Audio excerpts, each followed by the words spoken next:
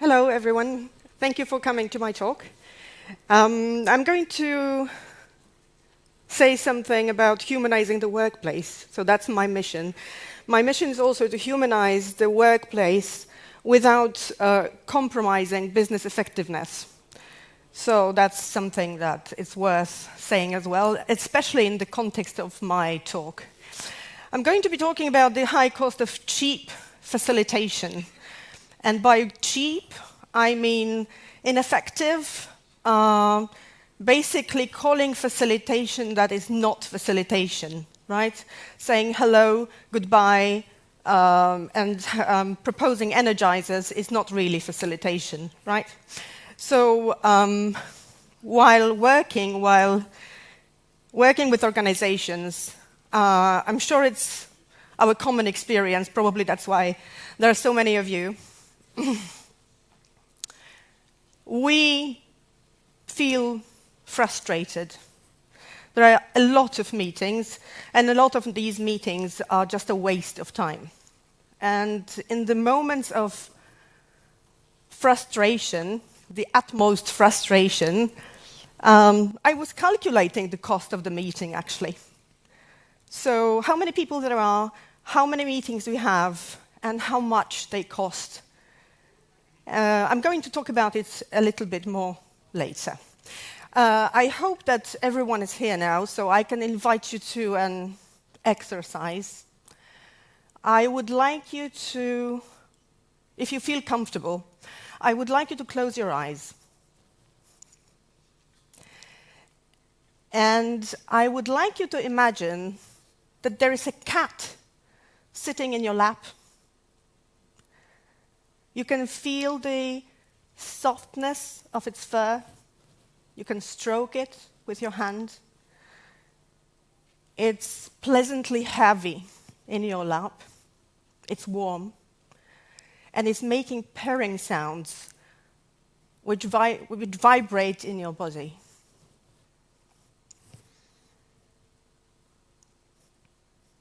Okay, now, the cat is ready to leave. Because cats do that, right? You can open your eyes now.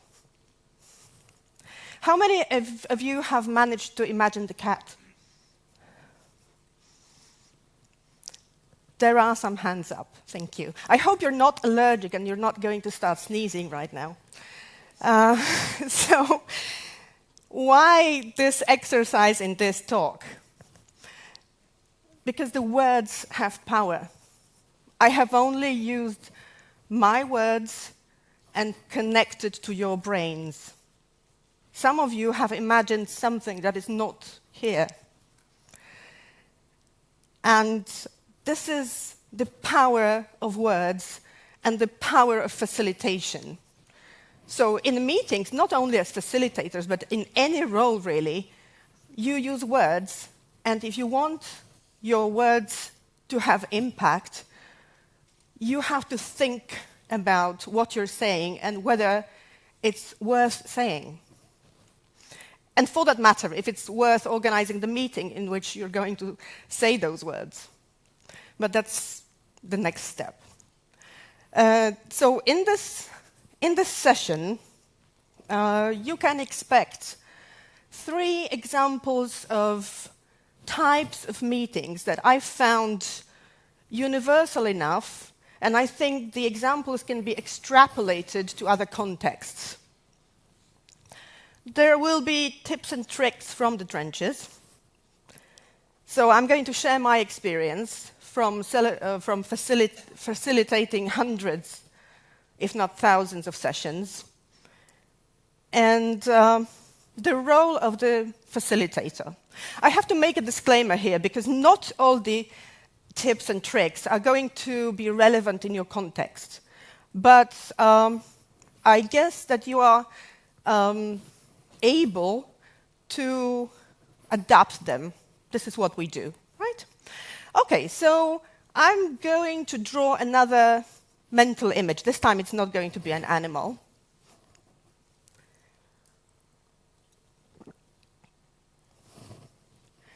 Okay, another situation that a lot of you can probably relate to. You are sitting in an online meeting. The cameras are mostly turned off. So you're basically seeing some circles, depending on the tool you're using. There are some circles with initials. How exciting. The only cameras that are turned on, I'm talking now about the particular example that I experienced.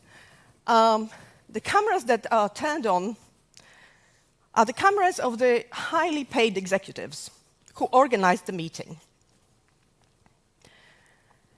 The other people are lethargic. How do I know that? Because I was in the same open space with them. So, there were about 20, 30 people in this meeting, and there were about 10 of those were in the same open space. And they didn't even bother to go to a meeting room where we could connect and have this experience, suffer through this experience together, because we just couldn't bother. So what was the meeting? What was the meeting about? Any guesses?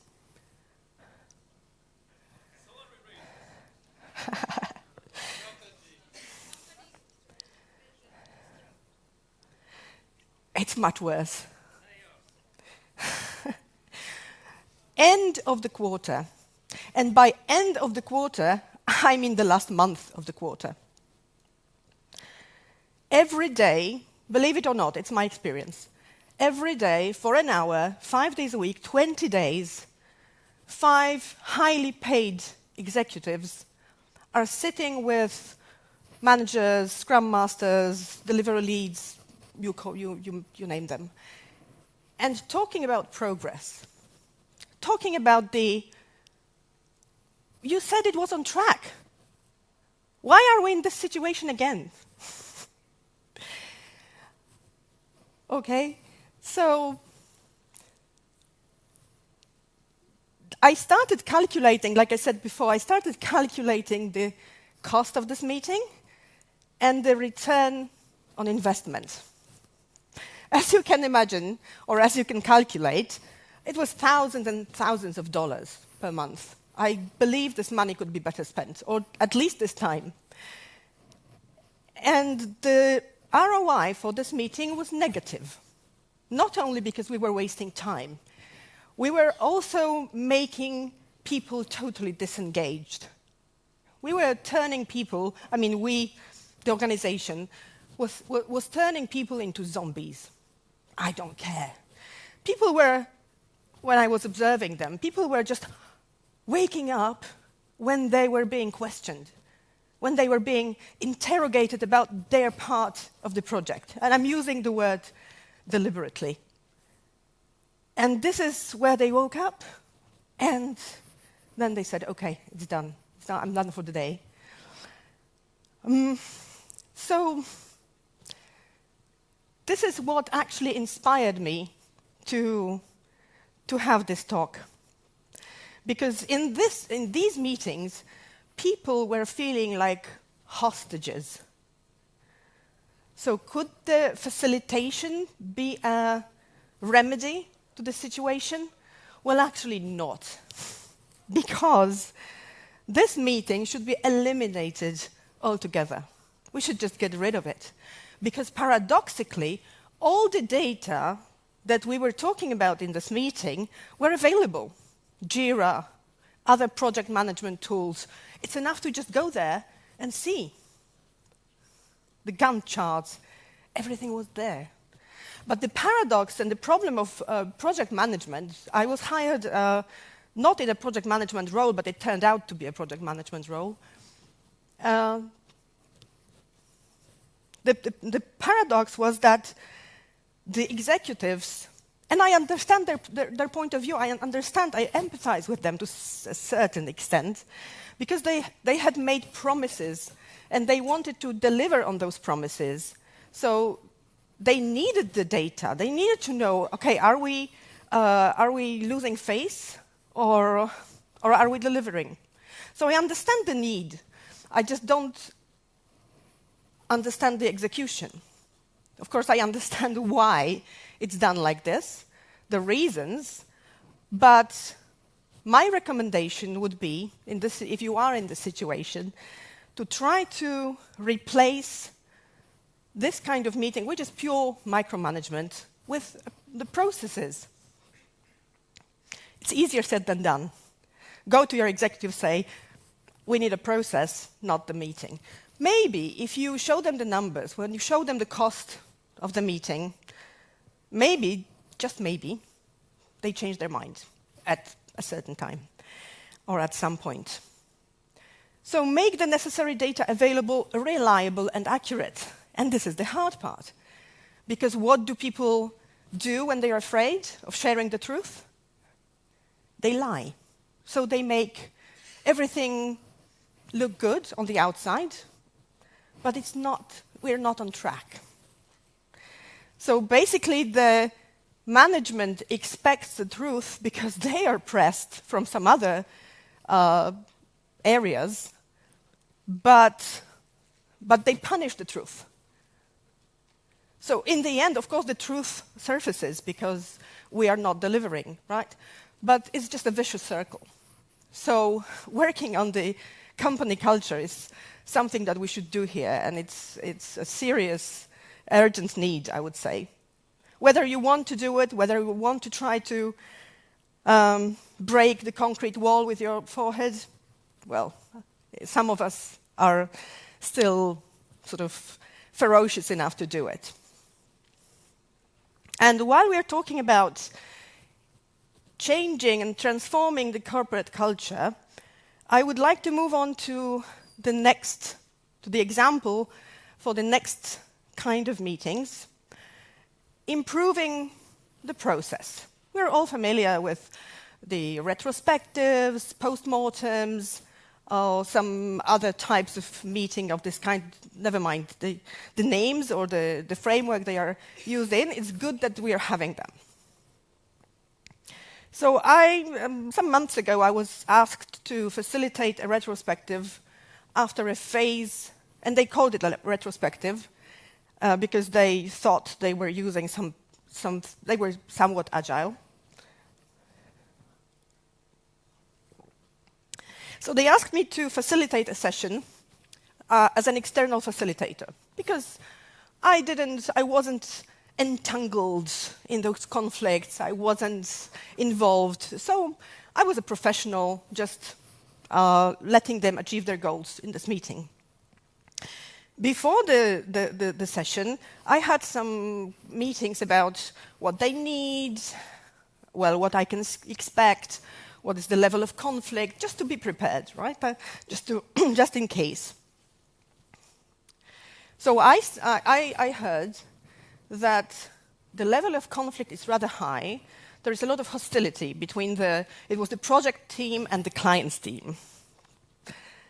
And they said you might not even be able to have a workshop because these people might not even want to work together, right?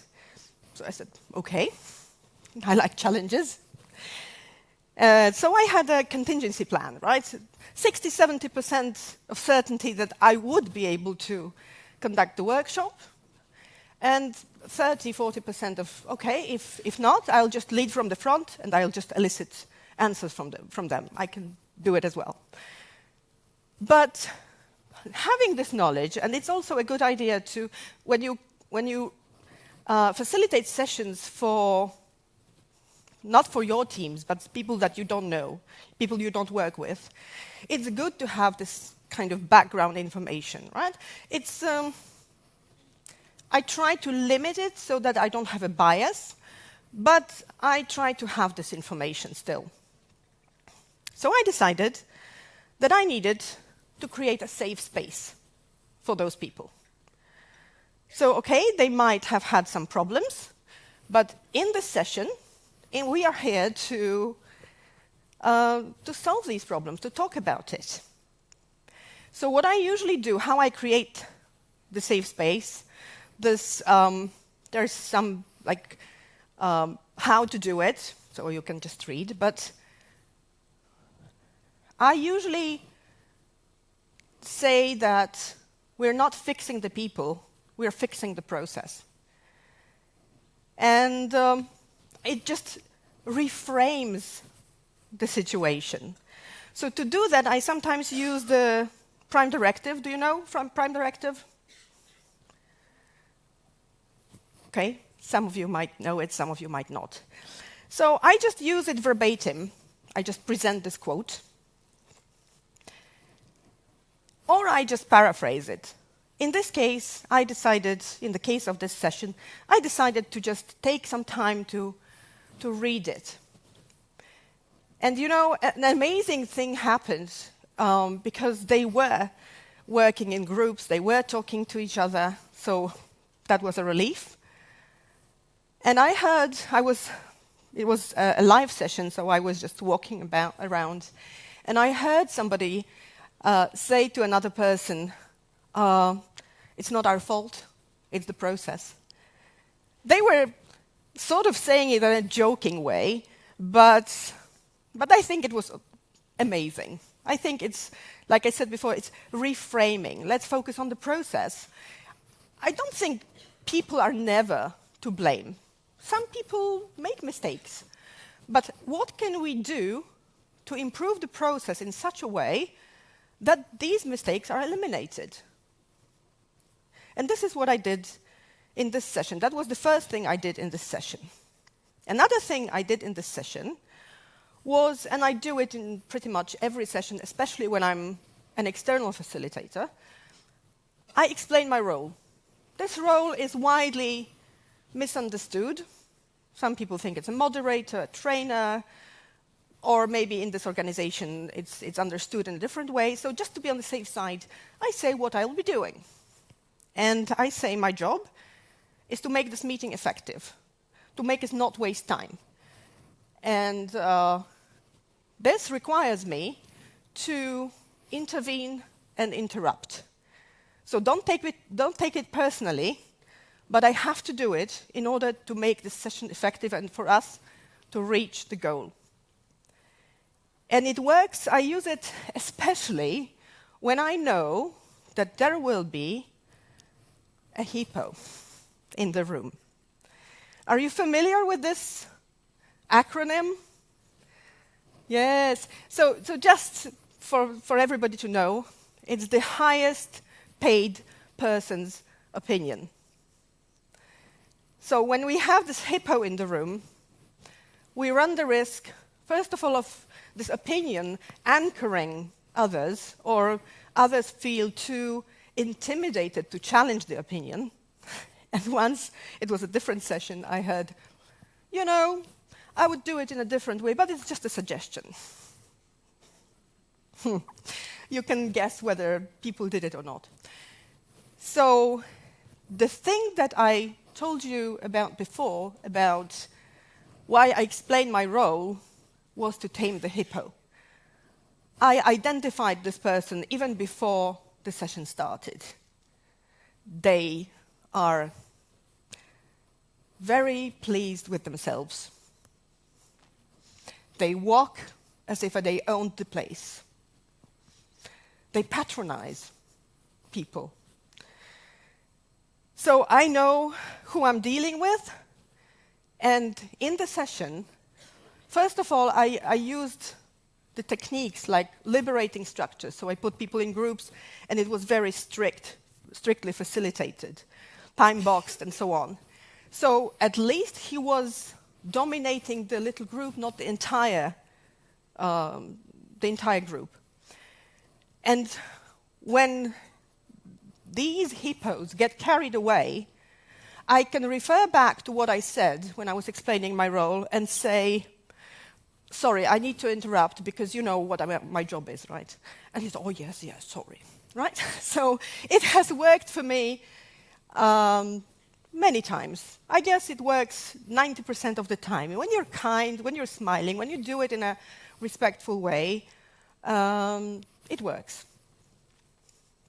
So the takeaways from the meetings for improving the process are create a safe space, the container We are in this container now, and we can talk openly. Make use of the collective intelligence. You can only do it if you tame the hippo. If you let everybody speak, not at the same time, hopefully, but in groups, when you gather the insights.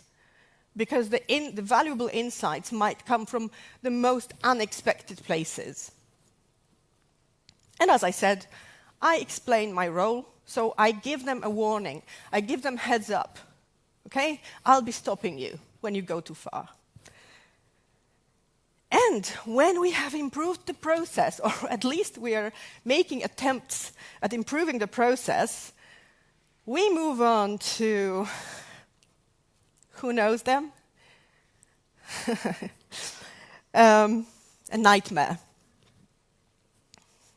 So these are meetings, normally they are somehow incorporated into the process, sometimes they are not, they are something extra to the process. And as you can see, the more alignment meetings you need, the least aligned you are normally. So that's my experience, and alignment is an abused word in corporations. So at some point I said, if you call another meeting alignment, I'm not coming. I was asked to facilitate a series of meetings, interdepartmental, because apparently there was a corporate company strategy, but different departments have a different idea about reaching the goals. Sounds familiar? Sales, marketing, production. So I was quite new at this company. And in my naivete, I believed I create a safe space. It's only 5 people. We don't need a series. We need maybe 3 meetings like that. And in the first meeting, I had worked with some of those people before, individually, so I knew, I was aware of the problem. I knew what the problem was, more or less. So I was expecting to hear the same in the meeting. How naive. And it was just polite scratching the surface. So I'm an effectiveness-driven person. I love outcomes. When I facilitate a meeting, I want something meaningful. I don't want to follow up. In this case, it was a series, so there was a follow-up. But I said, okay, don't be so hard on yourself. Next time it'll be better. Next time, it was pretty much the same. Polite conversations, maybe some little spiteful comments, but passive-aggressive, but nothing too serious. Basically, we were not getting to the core of the issue. We were not moving forward. So in one of the meetings, it was a live session, so in one of the meetings, I just went up to the whiteboard, took the marker, and drew this. Okay, I'm not proud of my graphic facilitation skills in this case, but even very, very bad visuals can make an impact. So I was taking a risk, and this is what you do as a facilitator. You take risks. So at this point, I knew that there was some corporate politics. I knew that there was something going on. I knew that those people maybe didn't like each other or had some history that they were bringing into this room. And I thought, okay, if this meeting is like this, it's a waste of time. We might as well just do our stuff as we have done before. But, they accepted this invitation. They started coming to the whiteboard and writing what the plan is, what we need to do to align these 3 areas. So it was a small step. It was not like, after this, we will live happily ever after. It was a small step, but if I use the moon exploration terminology, it was a giant leap, a breakthrough. At least we started talking about something that was not just, nothing. So the key takeaways from alignment meetings is that as a facilitator, you need to recognize corporate politics, hidden agendas, the fact that when people are tugging in different directions, it's about power struggles. So you need to act with caution and patience. Sometimes you need to understand the rules of the game in order to be able to play the game or break the rules, because that's our job, right? Break the rules of this harmful game. And I've talked enough about visualization. So, the facilitator. When I was thinking about this role, this image came to my mind. It's an image that I found on the internet, but I was looking specifically for this raftsman. The conversation, the meeting, is a river. And you need to know how to take people safely from A to B, how to make them reach their destination, how to make them feel safe with you. And there is another aspect of the facilitator's role that is often misunderstood. The facilitator's role is often misunderstood as an entertainer. Please me. Most people nowadays, at least from my experience, are not so into energizers, icebreakers, fun games. I mean, it's not about not having fun, but the fun is not the essence. You are also not accountable for making everybody happy. Once somebody asked me, okay, how do I involve everybody? Because this person said, I asked people to tell me what they were thinking, to share their opinion, but they didn't like it. And, the answer to this is create a space, invite people, make sure that you tame the hippo, make sure that you don't let anyone dominate the meeting. But you are not responsible you're creating opportunities, but you can drag a camel to the water, but you cannot make it drink. These are adult people, and I like treating people as adults. I'm giving you the chance to speak. If you don't use it, well, maybe next time you will, if you have something important to say. Of course, using liberating structures, using techniques that you can read about, so I'm not going to tell you about, because this is something that you can just read in a book or on the internet. But you are also not responsible for the outcome, for the result. You are responsible, you're accountable for doing everything. You're using your expertise, your competencies, to get people to achieve the outcome. But if they don't do it, it's not your responsibility. We are all responsible for doing that. I'm accountable for showing you how to do it. But if you don't do it, well, too bad. So, as a facilitator, be competent, improve your skills, invest in your skills. It also goes for organizations. But take the burden off your shoulders. You're not responsible for making people happy. You're not responsible for making everybody speak. You're not responsible for the outcome of the meeting.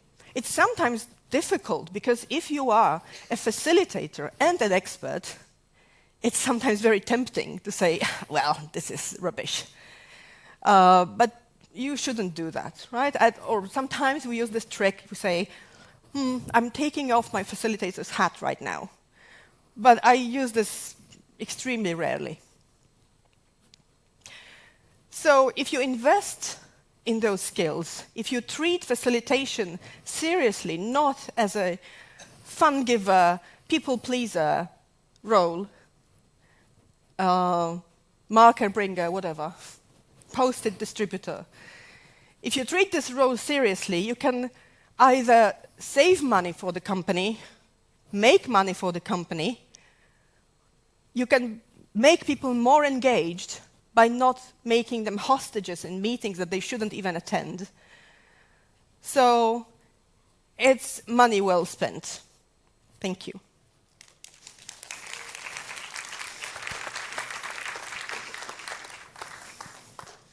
We have a few questions to you. Okay. Okay, so the first one is how did you calculate the ROI? The ROI. Do you have any things that we should take into the consideration? Well, it was not, from an economic point of view, it probably was not the calculation that I would share. It was just calculating the cost by making a rough estimate of how many people were in the room, how much time we spent, and how many highly paid executives were there. And then the return on this investment is that, is this meeting making an impact? Are people happier about after the meeting? Are we delivering faster? So that was how I calculated it. Okay. The second one, what is the difference between facilitation and moderation?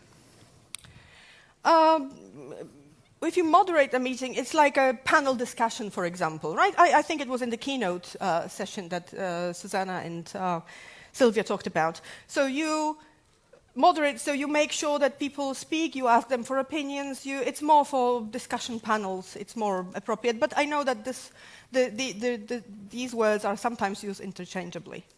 Facilitator, the word facilitator, comes from the Latin word facilis, which means easy. So basically, the role of the facilitator is making things easier, making things go more smoothly. Can facilitator wear a moderator hat from time to time? Everything is allowed if you know how to do it, I guess. Okay, another question. If we teach everyone in facilitation, would it render the facilitator redundant and not needed? Will that reduce cheap facilitation? Well, the thing is that not everyone has a knack for facilitation, right? So by nature, some people will be better, some people will be worse. And some people will hate the role, so they will not eliminate the ones who love it. When you're thinking in terms of, if I teach people this thing, is it going to make me unemployed? It's the wrong way of thinking. We should share, I guess, generously. All right. What's going to happen if the facilitator contributes to the content of the meeting? Well, yes, it's very confusing. It's very confusing for the participants, but emotionally engaging, because if you contribute to the content, you're emotionally engaging. So you lose this subjectivity of your role. So I do it very rarely, right? When I can't control myself, yes, but I would rather not recommend it.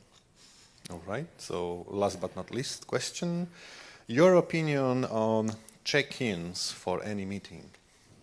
I used one today about the cat. That was a check-in, sort of a check-in. If you understand check-ins by answering a question like what's your favorite food, or I don't know, what's the stupidest things you have done today, yeah, I think they are a good way of putting people in the container, right? So they forget about what they have been just doing, changing the context. So you have to make it short. So my favorite check-in question is, name one thing, so that people don't start elaborating, or use one word, right? And then you're making sure that it's not going to take forever. Okay, thank you so much for the presentation.